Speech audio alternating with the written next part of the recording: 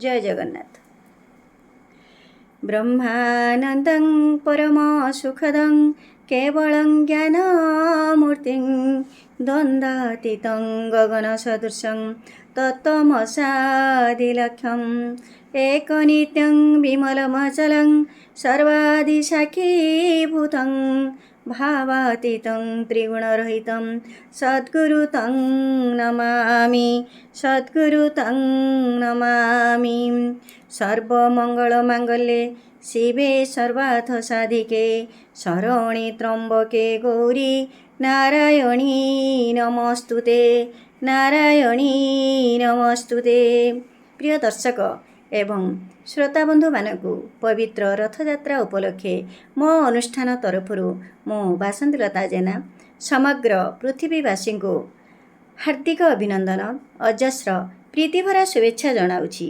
आज आषाढ़ मास शुक्ल पक्ष द्वितीया तिथि परं ब्रह्म सत्य सनातन अनादि अनंत जगतरनाथ जगन्नाथंकर आज रथयात्रा। भाई बलदेव भौणी सुभद्रा को साथी रे धरी बड़ ठाकुर जीवे जन्मवेदी बुली गुंडीचा राणी को कथा देइथिले वर्षकु थरे आसिबे बोली माउसी माँ को हाथरू पोड़पिठा खाइबे आड़प मंडपरे 7 दिन रही पुणी दशमी तिथि रे बाहुड़ी जीवे श्रीमंदिर को।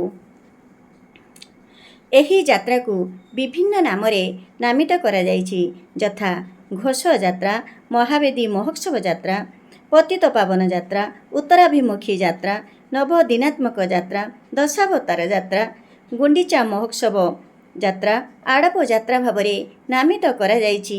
विभिन्न शास्त्र रे लिखित अछि। प्रभु श्रीजीव माने आज सजबाज होई रथारूढ़ हेबे। जगतरनाथ जगन्नाथ बामन रूपरे रथारूढ़ हेबे नंदी घोषरे बसिबे। प्रभु बलदेव तालध्वजरे आउ सुभद्रा भौणी देव दलन रे बसी माउसी माँ को मंदिर को जीवे। यह हेउची भक्त भगवानंकर अपूर्व मिलन। प्रभु भक्तंक पाई श्रीमंदिर छाड़ी आजिर दिन रे से बड़ दांडरे रथरे विजय करती। एथिपाई पापी तापी साधु सन्थ समस्ते बड़ दांडरे एकत्रित होइथांती। चर्म नयन रे प्रभु को टिके दर्शन करिवे टिके मोक्ष प्राप्ति करिवे तांकर आशीर्वाद लाभ करिवे। दुई हाथ टेकी जय जगन्नाथ ध्वनि रे झांझ मृदंग शब्द रे होळहोळी शब्द रे बड़दाण्ड कंपी उठुथिब। प्रभु बलदेवंकर जय हेउ। माँ जगत जननी अभयदायिनी शांति प्रदायिनी पतितपाविनी कांपल्यवासिनी माँ सुभद्रा देवींकर जय हेउ बोली ध्वनि करिथांती।